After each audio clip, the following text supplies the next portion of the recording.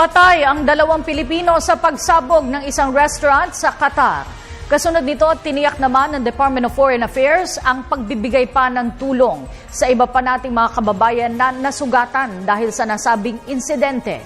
Ang ulat mula kay Bianca Piedad. Kinumpirma ng Department of Foreign Affairs na may mga Pilipinong nasawi sa pagsabog sa isang restaurant sa Doha, Qatar. Ayon kay Foreign Affairs Assistant Secretary and Spokesman Raul Hernandez, kasalukuyan ang ginagamot sa ospital doon ng mga nagtamo ng head injuries at nasa ligtas ng kondisyon.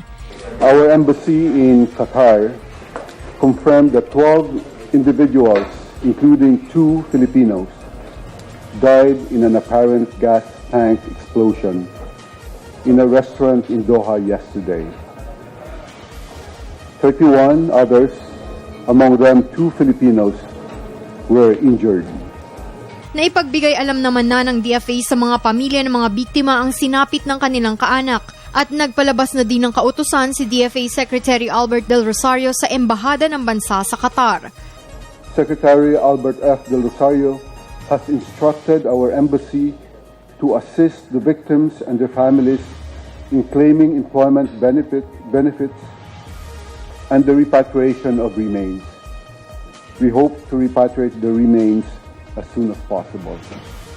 Karamihan sa mga biktimang Pilipino ay merchandisers sa kalapit na supermarket sa loob ng mall na katabi ng insidente.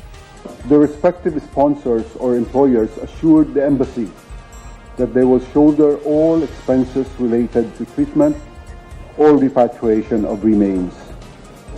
The family of one of the fatalities, who is an OWA member, may also claim benefits from that agency.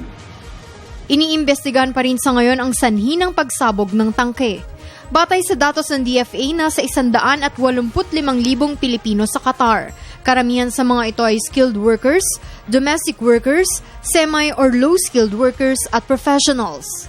Para sa Telebisyon ng Bayan, Bianca Piedad.